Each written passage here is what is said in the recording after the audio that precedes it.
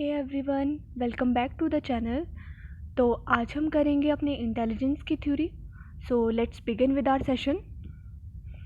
तो सबसे पहले हम देखेंगे कि इंटेलिजेंस होती क्या है। तो इंटेलिजेंस होती है the ability to think, to learn from experience, to solve problems and adapt to new situation. तो आपके सोचने की क्षमता, कुछ नया सीखने की, कुछ अपने प्रॉब्लम्स को सॉल्व करने की, and to adapt new situation, और नई सिचुएशन को अडेप्ट करने की। Intelligence is important because it has an impact on many human behaviour. Intelligence बहुत इंपॉर्टेंट है क्योंकि इसका इम्पैक्ट बहुत सारे ह्यूमन बिहेवियर्स में होता है।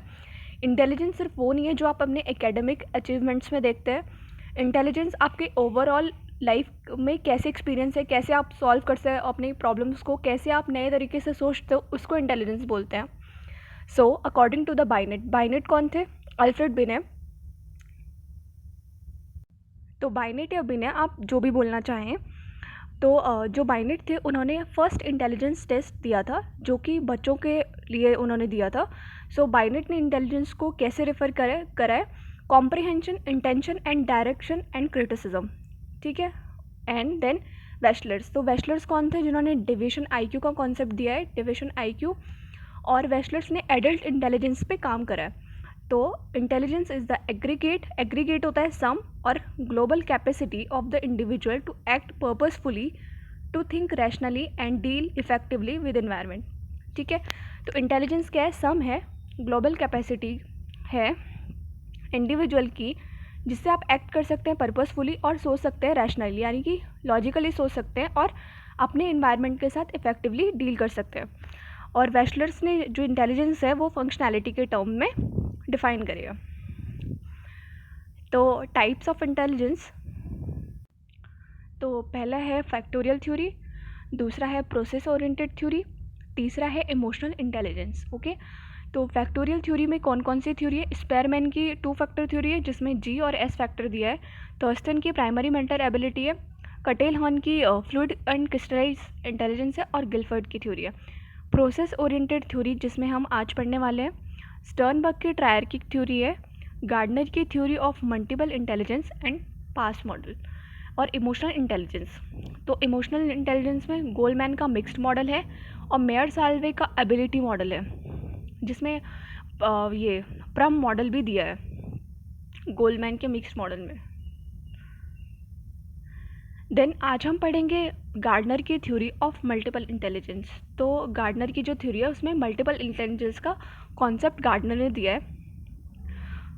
तो कौन कौन सी इंटेलिजेंस दी है? गार्डनर ने वैसे 7 टाइप की इंटेलिजेंस दी थी पहले, लेकिन बाद में 9 टाइप की, 2 टाइप की और इंटेलिजेंस ऐड कर दी थी, जो कि हो गई थी 9 टाइप्स की।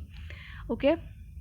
सो गार्डनर की थ्योरी में गार्डनर ने बोला है कि जो इंटेलिजेंस है वो सिंगल एंटिटी नहीं है, इसलिए उन्होंने 7 टाइप की इंटेलिजेंस दी है। तो पहले उन्होंने, मैंने बताया कि पहले 7 टाइप की थी, बाद में एक और ऐड करी नेचुरलिस्टिक, फिर एक और ऐड करी जिसको एग्जिस्टेंशियल इंटेलिजेंस बोलते हैं। तो first 2 have been typically valued in schools. तो पहले 2 की टिपिकली वैल्यू है स्कूल्स में। Next 3 are usually associated with the art. ठीक है। और फिर जो नेक्स्ट 3 है वो आर्ट से रिलेटेड है। The next 2 are what Gardner called personal intelligence, और जैसे इंटरपर्सनल और इंटरपर्सनल। ठीक है। तो ये पर्सनल इंटेलिजेंस है। File the newly added final 2 are related to aesthetics and philosophical views of life. ठीक है। तो पहले हम अपने टाइप से शुरू करेंगे कि कौन कौन से टाइप है, और फिर मैं आपको उनको एक्सप्लेन करूँगी। तो लिंग्विस्टिक इंटेलिजेंस क्या होती है? People who score high on this type of intelligence have good linguistic ability, hence they can easily articulate and express their thoughts by choosing the most appropriate word. तो जो लोग high score करते हैं this type of intelligence में, तो उनकी good linguistic ability होती है, वो अच्छे से इजीली आर्टिकुलेट कर सकते हैं, अपनी फीलिंग्स एक्सप्रेस कर सकते हैं, मतलब अपने थॉट्स, जो बहुत अच्छे वर्ड्स होते हैं। ठीक है। They can easily play with the words, और वो बहुत अच्छे से शब्दों के साथ खेल सकते हैं। 10 पोएट्स, राइटर्स, लॉयर। जैसे पोएट आपने देखे होंगे, कवि जो होते हैं, राइटर्स जो लिखते हैं, लेखक, लॉयर्स, वकील और speakers have higher level of linguistic ability. ये इन लोगों में आप देखिए कि high level of linguistic ability होती है, तभी तो वो अपनी बात हम तक इतने आसानी से पहुंचा देते हैं. So careers that suits those with this intelligence include writer, lawyers, ठीक है, policeman, philosopher, journalist, politicians, poets and teachers. Okay, next type of intelligence है logical mathematical. So logical mathematical intelligence, this involves having the ability to think critically, ठीक है. Such people have a scientific aptitude and are good with numbers and abstract problem. तो logics और maths में जो अच्छा होगा उसकी ये वाली इंटेलिजेंस हाई होगी. And special ability. ओके, तो स्पेशल इंटेलिजेंस कौन सी होती है? Special intelligence is related to one's ability to manipulate and use visual और मेंटल इमेजेस. जो मैनिपुलेट कर सकते हैं विजुअल और मेंटल इमेजेस को, जो बहुत अच्छे से अपनी एबिलिटी ये वाली यूज़ कर सकते हैं, ठीक है. This intelligence involves the potential for recognizing and manipulating the patterns of both wide spaces, such as those negotiated by the pilots or navigator. Okay? जैसे आपने पायलट्स और नेविगेटर्स को देखा होगा, उनकी ये स्पेशल इंटेलिजेंस बहुत हाई होती है. Okay, musical intelligence. People who score high on this are knowledgeable and sensitive to music. ठीक है, तो म्यूज़िकल एबिलिटी में क्या होगा कि वो बहुत नॉलेज रखेंगे म्यूज़िक की और बहुत सेंसिटिव होंगे म्यूज़िक के लिए, ठीक है. They can manipulate music pattern to create different music. और वो ना जो म्यूज़िक पैटर्न है उसको भी क्रिएट और उसको भी डिफरेंट टाइप से क्रिएट कर सकते हैं, ठीक है. People carrying this intelligence are good singers, play musical instrument and good music composer. तो वो सिंगर बहुत अच्छे सिंगर होंगे, म्यूज़िकल इंस्ट्रूमेंट जो हैं बहुत अच्छे से बजाएंगे और म्यूज़िक कंपोज भी कर सकते हैं, ठीक है. Able to sing, play musical instrument and compose music. Okay, next is bodily kinesthetic intelligence. तो बॉडीली काइनेस्थेटिक में जैसे आपको मैं इमेज दिखा रही हूँ, डांसिंग एबिलिटी से है, जो अपनी बॉडी को ज़्यादा अच्छे से मूव कर पाते हैं, जिनकी बॉडी में इतनी फ्लेक्सिबिलिटी होती है, bodily kinesthetic intelligence. Okay, it is the ability to control and train your body और a part of for construction of products and problem solving, ठीक है. Hence people are serving in the military, intelligence agency, sports person, actors, dancer and have higher level of bodily kinesthetic intelligence. Okay, तो ये क्या कर सकते हैं? They often learn best by doing something physically rather than by reading और hearing about it. तो वो क्या कर सकते हैं कि किसी चीज़ के बारे में ना फिजिकली बहुत अच्छे से लर्न कर सकते हैं एज़ कम्पेयर टू पढ़ने के अलावा और सुनने के अलावा, ठीक है.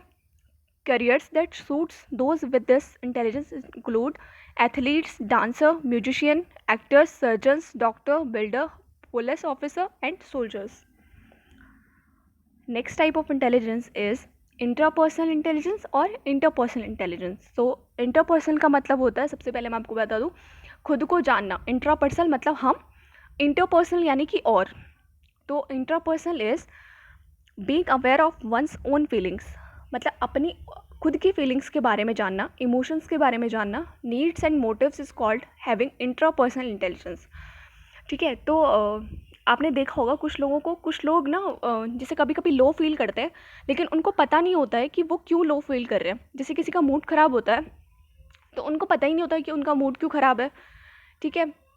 तो इसका मतलब है उनकी इंट्रापर्सनल इंटेलिजेंस है वो लो है. So philosopher and spiritual leaders are high on intrapersonal intelligence. Okay, philosopher, psychologist, lawyers and writers. Okay, तो इंटरपर्सनल इंटेलिजेंस किससे बोलते हैं? Your ability to understand others person behaviour. Okay, तो इंटरपर्सनल का मतलब होता है कि औरों के बारे में जो हम यूज़ करते हैं इंटेलिजेंस, ठीक है, उनको समझने के लिए. And feelings is known as interpersonal intelligence, ठीक है.